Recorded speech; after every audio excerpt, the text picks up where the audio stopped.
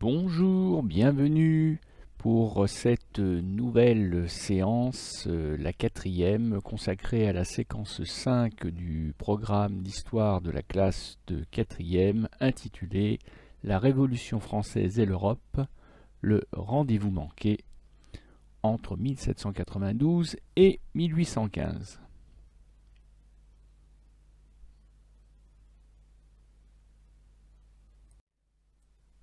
Bonjour, bienvenue dans cette nouvelle séance consacrée à la séquence 5 du programme d'histoire de quatrième, consacrée, je vous le rappelle, à la Révolution française et l'Europe, ce rendez-vous manqué des années 1792-1815.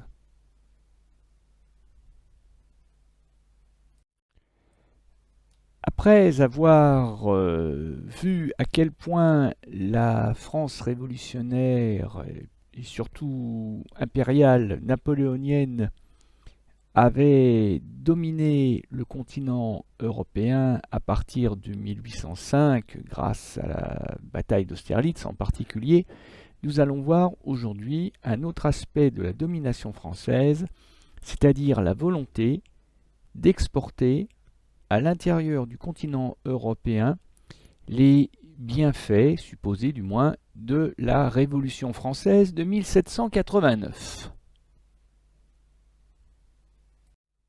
Grand E, la Révolution française exportée en Europe. Comment et pourquoi la France républicaine puis impériale cherche-t-elle à exporter les idéaux de la Révolution en Europe? Telle sera notre question du jour.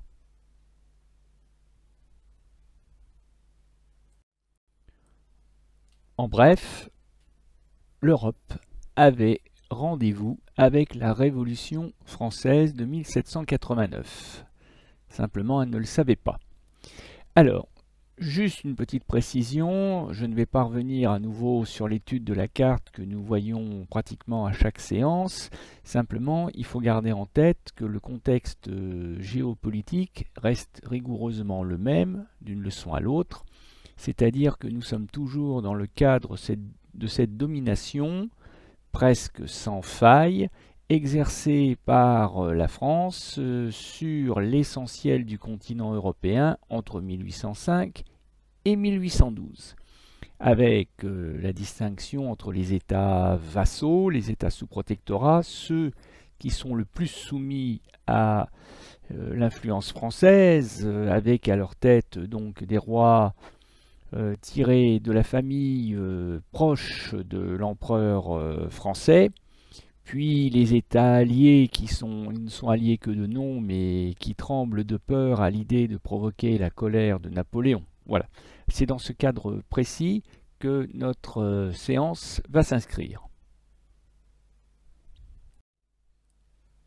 La Révolution française reste un événement franco-français, purement national, jusqu'au 20 avril 1792.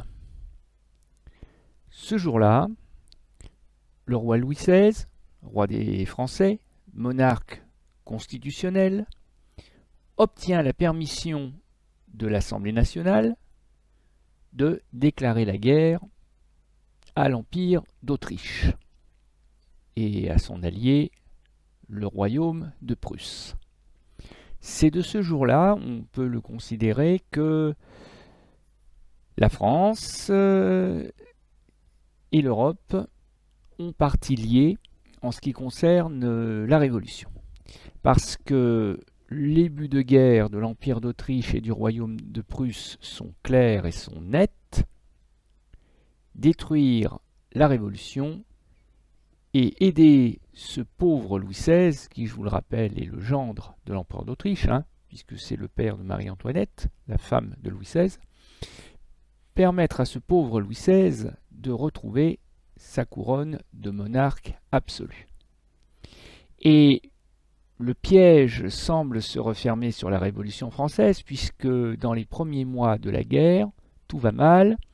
Les généraux français acquis à la noblesse, acquis à la royauté parce que d'origine noble, trahissent ouvertement leurs soldats, les armées françaises reculent, s'effondrent, et l'ennemi austro-prussien fonce sur Paris. Et il faudra, le 20 septembre 1792, le miracle de Valmy, dans la Marne, au pied du moulin qui sert d'observatoire aux généraux français et qui deviendra un symbole fort de la liberté et de la révolution, hein, ce moulin de Valmy qui est représenté sur le tableau. Il faut le véritable miracle de Valmy pour stopper les Prussiens et les Autrichiens qui semblaient devoir foncer et atteindre sur Paris et atteindre Paris dans les jours qui suivent. C'est d'ailleurs au lendemain du miracle de Valmy, je vous le rappelle, que la République est proclamée. Hein, on a profité de cette victoire inespérée pour mettre fin à ce vide politique depuis la chute de la monarchie le 10 août 1792. Donc dorénavant, c'est la République. Et la République, qui retrouve le moral avec cette victoire militaire, va désormais se donner un but. C'est celui, évidemment, de chasser les Autrichiens et les Prussiens qui sont encore présents dans le territoire français, mais surtout d'aller porter les bienfaits de la Révolution française partout où ce sera possible en Europe. Et les missionnaires chargés d'apporter les bienfaits de la Révolution à l'Europe, eh bien, ça sera les soldats de la République, c'est-à-dire ces fils du peuple qui abandonnent leur vie de civil, qui abandonnent leur métier, leur famille, pour s'enrôler dans l'armée française, afin non seulement de protéger les frontières, le territoire, mais, encore une fois, d'aller porter de force, s'il le faut, les bienfaits de la Révolution partout en Europe où cela sera possible. C'est du reste l'esprit du décret de la Convention nationale, c'est le nouveau nom de l'Assemblée des représentants du peuple français, qui affirme le 15 septembre 1792, c'est-à-dire quelques jours même avant la victoire de Valmy, que dans les pays qui sont ou seront occupés par les armées de la République, les généraux proclameront sur le champ, c'est-à-dire immédiatement, sans perdre de temps, au nom de la nation française, la souveraineté du peuple, l'abolition de la dîme, cet impôt dû au clergé, de la féodalité, des droits seigneuriaux et généralement de tous les privilèges. Article 2. Ils annonceront au peuple européen qu'il lui apporte paix, secours, fraternité, liberté et égalité. Ce qui revient à dire que la Déclaration des droits de l'homme et du citoyen, celle du 26 août 1789, et que l'on croyait à usage purement interne entre Français, que l'on croyait uniquement de portée nationale, c'est-à-dire ne concernant que les Français, et bien en réalité cette déclaration se veut universelle, ou du moins continentale, et l'on découvre l'objectif de la Convention nationale, qui est de faire proclamer finalement la DDHC partout en Europe. Et c'est ainsi que, au nom de l'égalité, seront supprimés partout en Europe les privilèges. Et c'est ainsi que, au nom de la liberté, seront supprimées partout les monarchies absolues. Et donc en clair, la Révolution ne déclare pas la guerre à l'Europe, pas du tout. Elle ne déclare pas la guerre aux Européens. C'est même le contraire. Si on lit un peu entre les lignes, notamment l'article 2, c'est une déclaration de paix et j'allais dire presque d'amour fraternel aux Européens. Ce n'est pas au peuple que la Révolution fait la guerre, bien au contraire, la Révolution fait la guerre pour libérer les peuples européens. Donc elle fait la guerre au monarque absolu, à la noblesse, au clergé européen, c'est-à-dire les soutiens habituels de l'ordre ancien, de la monarchie absolue, et à leurs armées. Et c'est bien pour cela que c'est aux soldats de la République d'apporter la paix et l'égalité et la liberté à l'Europe, à la pointe de leurs fusils et de leurs baïonnettes, parce qu'il faudra pour cela, évidemment, vaincre la résistance de la monarchie absolue européenne et de ses soutiens. Et le fait est que les Européens, les peuples européens, ont, dans un premier temps, pour la plupart, adhéré à ce discours de paix, d'égalité, de liberté. Et on en a la preuve en images, puisque les Français franchissent le Rhin, occupent la région de la Rhénanie, c'est-à-dire la rive gauche du Rhin, qui était un territoire allemand qui faisait partie du Saint-Empire. Donc les soldats français occupent un territoire étranger, et le moins que l'on puisse dire, c'est qu'ils sont fort bien reçus.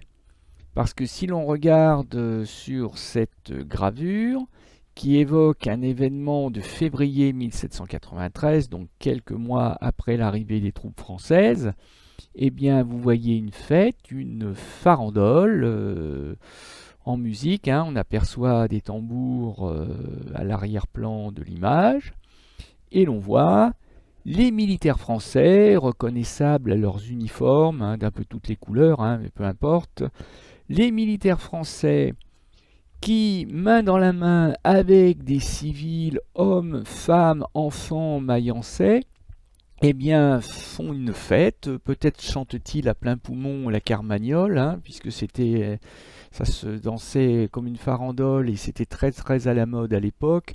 Dansons la carmagnole, vive le son, dansons la carmagnole, vive le son du canon. On voit que les femmes ne sont pas insensibles au prestige de l'uniforme français, ce qui laisse entendre des unions et des mariages et des naissances nombreuses entre Allemandes et Français, fort probablement. On voit que même un moine reconnaissable en particulier à sa tonsure, à sa robe de bure, s'est mêlé à cette fête.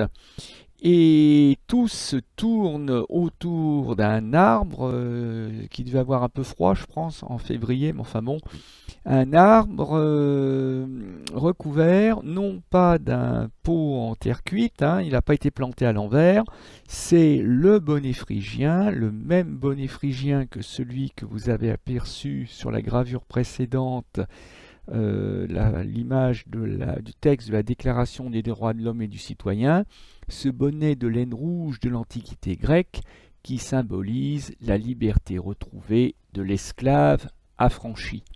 Et l'enfant tient sur une pancarte ces mots Freiheit und Gleichheit, liberté et égalité. Donc on voit que le message est bien passé auprès des peuples européens. Oui, les soldats français sont des soldats, mais ce ne sont pas des envahisseurs, ce ne sont pas des ennemis, ce sont des libérateurs. J'oserais presque dire, ce sont des Pères Noël qui viennent apporter la liberté, l'égalité, la fraternité, dont se sont emparés les Français grâce à la Révolution, mais dont sont encore privés, hélas pour eux, les Européens. Et là, vous en conviendrez avec moi, le contraste est sévère avec la scène que nous avons étudiée lors de la séance précédente, celle du pillage de Rome. Là, le soldat français, c'est pas le pillard, c'est pas le bandit, c'est pas le voleur. Là, encore une fois, c'est l'ami, c'est le frère, c'est le libérateur. Et quand on sait que les deux événements ont eu lieu à peu près à la même époque, hein, on voit que finalement les deux images sont compatibles au sein de l'armée française de l'époque.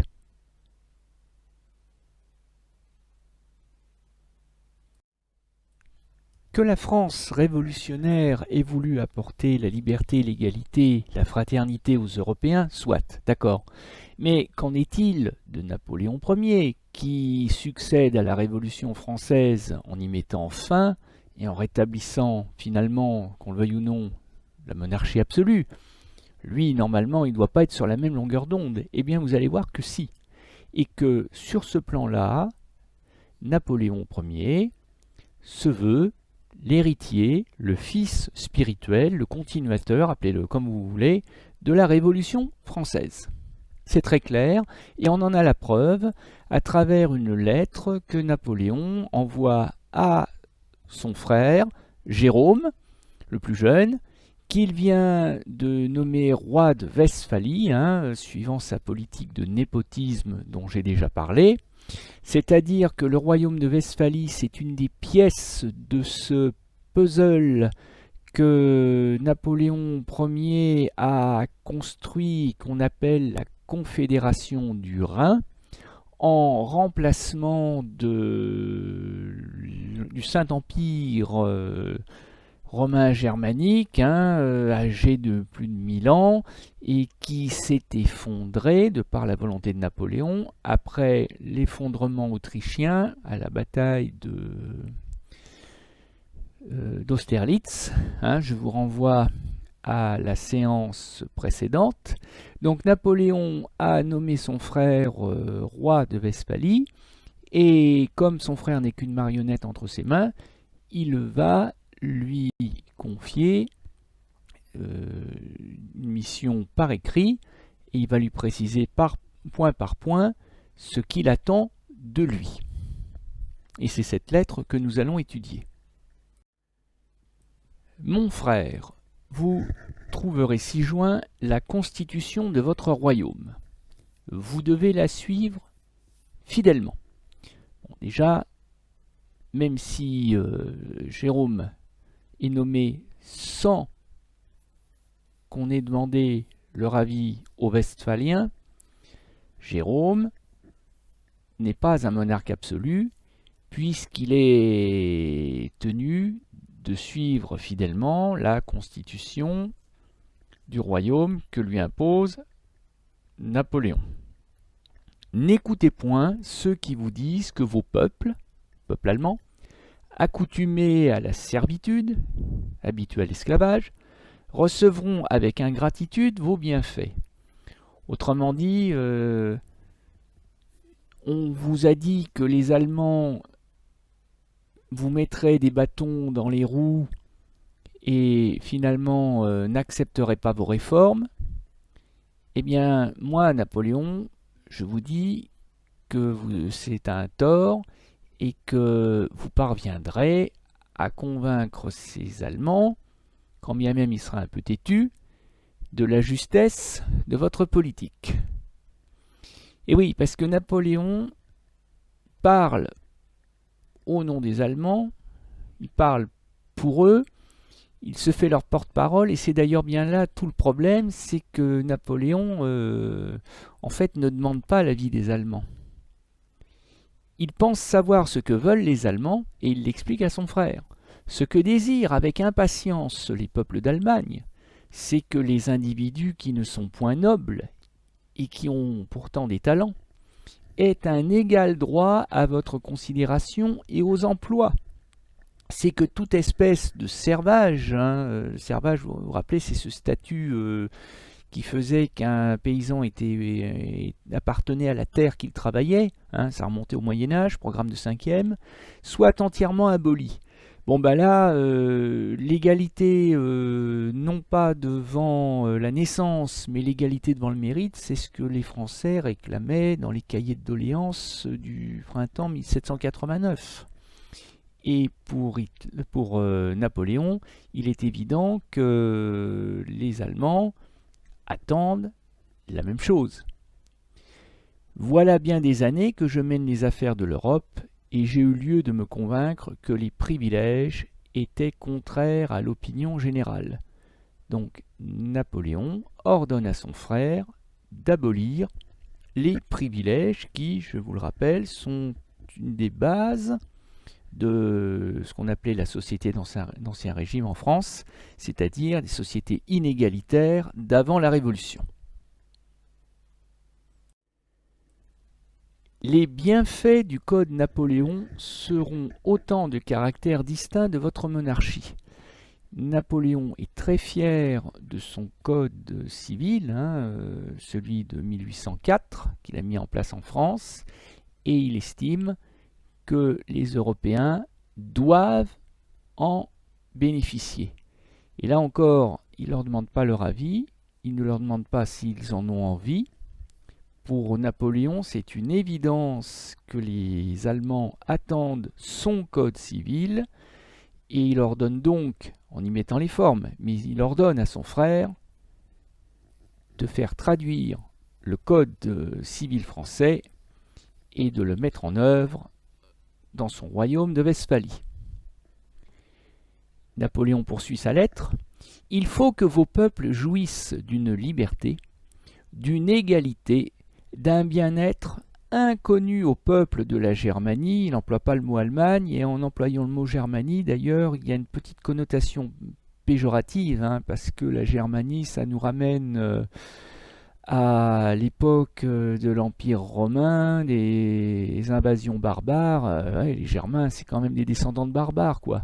Donc la France leur apporte la civilisation à travers le code civil, à travers les bienfaits de la Révolution.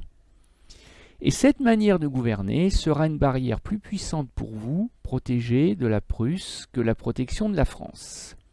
Car quel peuple voudrait retourner sous le gouvernement arbitraire prussien, quand il aura goûté les bienfaits d'une administration sage et libérale? Voilà. Napoléon ne conçoit pas que les Westphaliens rejettent le code civil, la mise en place d'une administration calquée sur le modèle français, avec des départements. Napoléon ne l'envisage pas, parce que pour lui, le choix des Westphaliens, des Allemands, est simple. Soit les bienfaits de la Révolution française, à base de liberté et d'égalité, soit la domination, alors non plus des Autrichiens, parce que les Autrichiens ils sont en piteux état, mais la domination des Prussiens, et la Prusse, c'est la monarchie absolue, c'est les privilèges, c'est les inégalités, c'est l'injustice, c'est l'absence de liberté. Donc Napoléon ne conçoit pas que les Allemands préfèrent l'enfer prussien au paradis révolutionnaire français. Et pas que les Allemands d'ailleurs, puisque Bonaparte conclut sa lettre en ces termes: « Les peuples d'Allemagne, ceux de France, d'Italie, d'Espagne, désirent l'égalité et veulent des idées libérales, c'est-à-dire des idées qui mettent en valeur la liberté. Soyez rois, mais soyez rois constitutionnels. Et tant pis si, en apparence, et pas qu'en apparence d'ailleurs, Jérôme Bonaparte, bien que roi constitutionnel, va se comporter malgré tout comme un monarque absolu, puisqu'il va imposer de force aux Westphaliens ce que son frère lui ordonne de faire. » On voit le tableau du sacre de Jérôme, on reconnaît bien le visage des Bonaparte, le nez des Bonaparte, et on voit surtout qu'avec ses régalias, son épée, son sceptre, sa couronne, il a quand même un petit faux air de Louis XIV peint par Hyacinthe Rigaud. Vous noterez la Légion d'honneur, cette décoration créée aussi par Napoléon Bonaparte autour du cou de Jérôme. Et justement, et j'en finirai avec cet ultime document, le fait est qu'il n'y a pas que les Westphaliens et plus globalement les Allemands de la Confédération du Rhin qui vont bénéficier, sans l'avoir demandé, des bienfaits du Code civil Napoléon. C'est le cas aussi en Italie, Ça aurait dû être le cas en Espagne, ça ne le sera pas, je vous expliquerai pourquoi dès la prochaine fois d'ailleurs. Mais si on regarde ce document, on voit que sur le montage, nous avons à droite la version originale du texte, c'est-à-dire la version française du Code civil, promulguée le 21 mars 1804, quelques mois avant que Napoléon ne soit proclamé empereur, ça c'est en mai, et ne soit couronné empereur, ça c'est le 2 décembre de l'année 1804. En face, nous avons la version italienne. Et j'attire votre attention sur la parenté entre les deux langues. Vous le savez, ce sont deux langues latines, le français et l'héritier du latin qui est l'ancêtre de l'italien. Donc il y a une raison au fait que les deux langues sont assez proches, assez transparentes. Bon, ça c'est la première remarque. Le Code civil est traduit en italien pour que les Italiens qui sont censés vivre avec et qui sont censés l'appliquer puissent le comprendre. Ça tombe sous le sens, il n'y a pas besoin d'expliquer. Donc le texte est traduit en italien, mais ça n'est pas un simple copier-coller. Et si on est un peu attentif, et même si on ne lit pas et si on ne parle pas couramment l'italien, comme c'est probablement votre cas et comme c'est aussi le mien, ça n'est pas grave. On voit très bien que territoire français, la deuxième ligne de l'article 1er, est devenu territorio italiano et que promulgation faite par le premier consul devient promulgazione fatta dal re et faite dal re par le roi. Et oui, parce qu'en Italie, c'est pas une république, à l'époque, c'est une monarchie. Donc il y a un roi, comme Jérôme en Westphalie.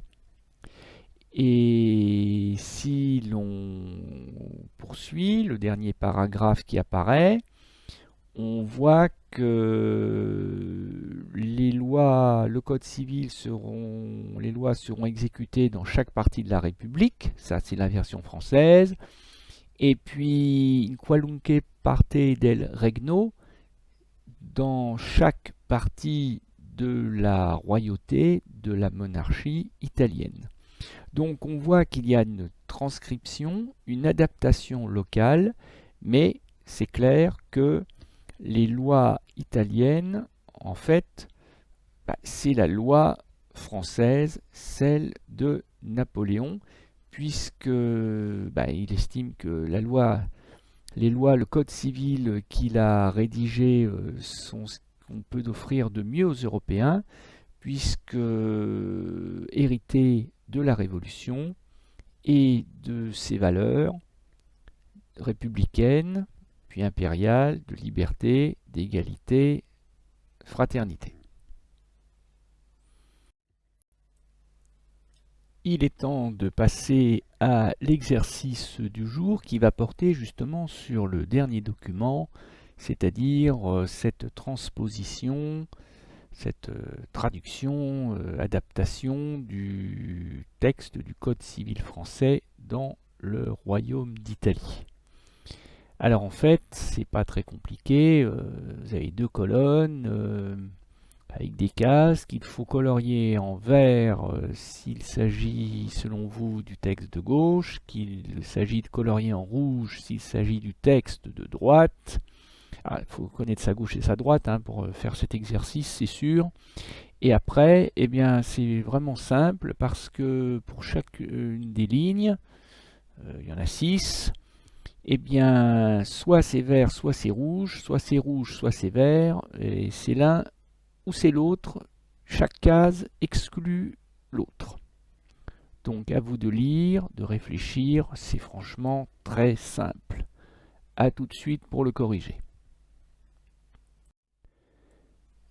Alors, le texte de gauche. Commençons par le texte de gauche. Donc, il est rédigé en italien. Le pays est une monarchie à l'époque, puisque Napoléon s'est fait couronner roi d'Italie le 26 mai 1805, et à Milan, puisque sa capitale est Milan. C'est pas Rome, parce que l'Italie est découpée en plusieurs territoires, et la capitale du royaume d'Italie à l'époque de Napoléon, c'est Milan. Ce texte est une adaptation entrée en vigueur immédiatement dès 1806, puisque comme Napoléon plutôt l'avait dit à son frère Jérôme en Westphalie, il s'agit de ne pas perdre de temps. Ensuite, la version qui reste, enfin ce qui reste, ça correspond à la version de droite, c'est-à-dire le texte est rédigé en français. Le pays est alors une république, puisque Napoléon s'est fait proclamer consul en 1799. La capitale c'est Paris, le texte est le modèle, la version originale, et il est rentré en vigueur, lui, en mars 1804. Voilà. Alors, dernier point de notre séance, il va concerner ce qu'on appelle à l'époque la question polonaise.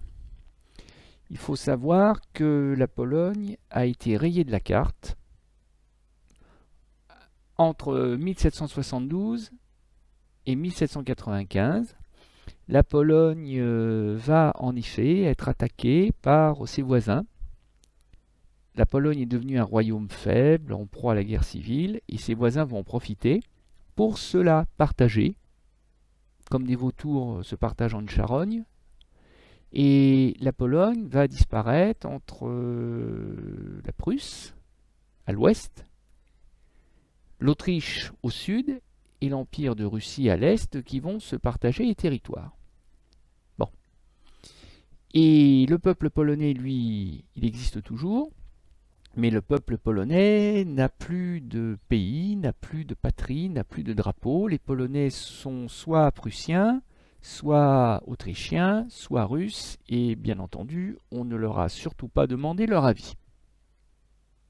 Bon, eh bien Napoléon Ier, en tant que fils spirituel de la Révolution, en tant que défenseur des libertés en Europe, va prendre fait et cause pour la Pologne et les Polonais, et finalement, au nom des peuples à exister, au nom du droit des peuples à exister pour eux-mêmes, à disposer d'eux-mêmes, comme on dira plus tard, Napoléon va, grâce à ses victoires militaires éclatantes sur la Prusse, sur l'Autriche et sur la Russie, va obliger ces trois grandes puissances à restituer aux Polonais les territoires qu'ils leur avaient volés.